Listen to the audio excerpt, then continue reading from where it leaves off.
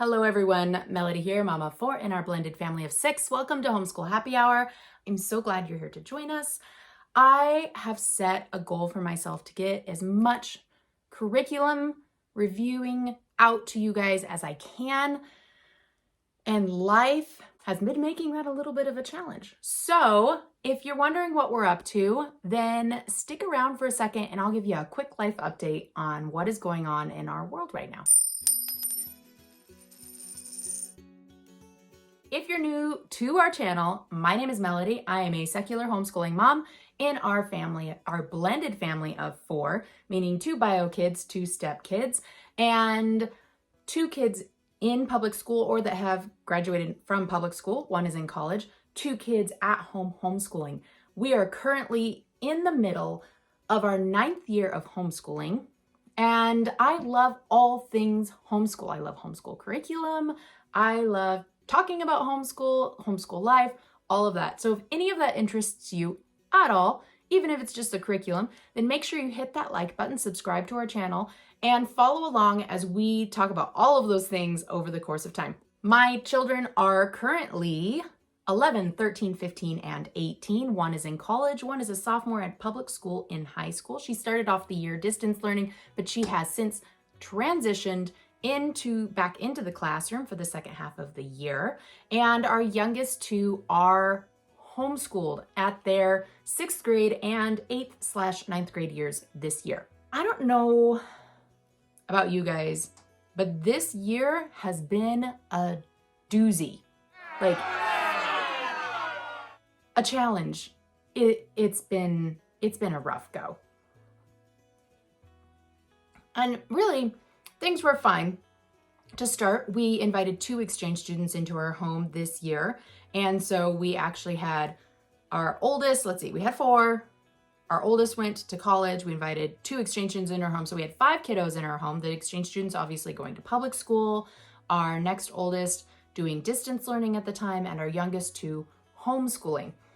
Things were going okay. We did some great trips this year. My then 12-year-old, now 13-year-old, the prisoner, as I call her, she and I took a trip to Alaska earlier in the year. My husband and I actually took a trip to see our oldest at college for Parents Weekend earlier in the school year. And everybody's doing sports. We've got volleyball, basketball, cheer, cross country, wrestling, swimming. Am I missing anything? I think that's it, but it's a lot. And so we've been really busy. Things have been crazy, but life was going really well. I had found a really good rhythm with our homeschool and with the kids. We'd found a really good system. And then life kind of said, haha, you're so funny, and decided to throw us a few challenges. In December, my husband, who is the main provider for our home, I do work as a substitute teacher part-time at our local public school. But I mean, if you guys know anything about teaching, it's not exactly a moneymaker in and of itself. And substitute teaching is definitely even less, particularly since I try to substitute mostly on the days when my youngest 2 are with their biological father. So I'm pretty limited on the amount of time I put into that. But the idea was to bring in just a little bit of money. Maybe we could use that for taking trips and doing that kind of stuff. Well, instead, in December, my husband found out that as of January 1st, that the company that he worked for was no longer going to employ him or anyone else in his position, meaning they were going to take all of the people in their positions and basically hand them over to another company as contractors. Now, he did work for a railroad, which meant that he's worked for a railroad for, I think, 12 years. He lost his railroad retirement. And as a part of his previous work, he also had some contract work that he did. Well, in taking this new job, he no longer can do that contract work. So as of January 1st, with less than 30 days notice, we lost 1/3 of our income because his contract work made 1/3 of our income. So that was a pretty big hit. simultaneously, the bio mom to my two oldest kids, who pretty much is never around, doesn't call them, doesn't see them, doesn't do anything. So before I get any business in my comments section about, oh, you as the stepmom, you gotta love the bio mom and know your place, and don't even start that with me, because every family is different. And in our family, we have our stepkids full time. I think they've gone years without seeing and sometimes even speaking to their bio mom by her choice. So anyway, she decided that she was going to kind of stir the pot a little bit as her last chance to do that before her youngest that she shares with my husband, turns 18. And so then we've been slammed with court stuff from that end, which, as you guys, I hope you don't know, but if you've experienced it, then you do know, is no cheap matter.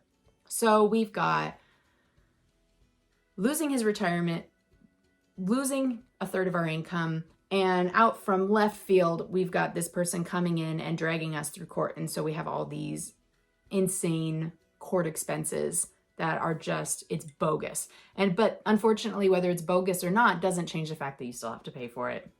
So that's fun. And I've got my other bio parent who is still actively trying to force my two kids into public school, particularly next year, because our biological oldest will be going into high school next year officially as far as her age. She participates in school sports. So according to the school, she's in 8th grade. She's 7th grade age, but she's in 8th grade according to the school. So next year she'd be a 9th grader according to the school. And so their dad is trying to force that. So we've got that legal stuff just waiting to be dealt with. So it was a huge hit. It's a slam. I've been trying to do some more substituting, which has impacted the amount of time that I'm able to work one-on-one with the kids. But thanks to the flexibility of homeschool, we have definitely been able to not only get what we need to get done, but continue to exceed expectations. Since we are always under the microscope, we are always on the up and up with everything and doing our best and then some. So I'm definitely not worried about their continued education. But when we lost a third of our income, I was given an opportunity to get a full-time job. Now, getting that full-time job would definitely solve the finances problem. However, it would just put us back where we were at. Like, me working full-time would make up for what he worked part-time in his sector of work versus my sector of work. Teaching just doesn't pay that well. So I had that opportunity. It was supposed to be an opportunity that I could do with homeschooling. Was the only reason that I went through the application process, because the potential was that I could have a home office and continue to homeschool and have a flexible schedule. But with all of this, simultaneously, we are selling our house so that we can continue to homeschool the kids and live the lifestyle that we have prioritized. Now, it might not be for everybody. Some people might be like, okay, put the kids in school and you go get a job and work, and that's more important. And if that's your priorities, great, then you choose that. For us, we're a more traditional home. I consider my career to be a stay-at-home parent and a homeschooling mother. My husband loves, appreciates, and values that, which is part of the reason that we work so well. And he has also told me, he's like, if you want to go work, we'll put the kids in public school. It's entirely your choice. He's like, but don't undervalue what you bring to the home as being a stay-at-home parent. Like, we love having you here, and your value here is immeasurable, even though it doesn't pay the bills. And so we have decided to sell our home and move in with a family member for shared expenses. And in the selling of our home, we'll be able to pay off all kinds of bills and debt, do that kind of stuff. I can continue to work as a substitute teacher. We will move closer to town. We currently live 20 miles out of town, and with gas prices, that's insane. The amount of time we spend on the road. This year, in the beginning of the year, with 5 kids in 5 different sports, back and forth, it's crazy. We would spend hours driving every day because of that. And so we've decided we don't want to spend hours driving every day. We want to spend more time with our family. And so we're moving into town, and we're moving in with a family member for shared expenses. And I will continue to be a stay-at-home mom and a homeschooler. And I will continue to work part-time as a substitute teacher. And I will continue to work on my YouTube channel. And I've got some writing that I've desperately been trying to work on, although that seems to always make it to the bottom of the priority pile. But I'm hoping that with continued effort on my part to bring you guys valuable information, materials, and reviews, that you guys will continue to like, subscribe, and follow this channel so that can kind of help support our family, and I can continue to homeschool my kids. Now, I know some people say homeschooling is a privilege, and to an extent, I do understand that argument. I also believe strongly that homeschool is a choice. We could choose to stay in this home and change our lifestyle and have more financial stability and do all that. But to us, our values and our priorities are different. And homeschooling our kids and providing them with that education and having a more traditional home where I'm here to help take care of my family, that's important to us. And so we're willing to take that financial hit and take that housing change in order to provide that for our family. Right now, in that moment, it doesn't feel like a privilege. Now, maybe it still is because we do have that opportunity to move in with a family member. We have that little bit of flexibility. It doesn't feel like flexibility right now. It's a really hard transition. It's stressful for everybody. I mean, it's all pending on the ability to sell our house. And it's January in the inland Northwest. So we still have feet of snow on the ground and ice on the roads.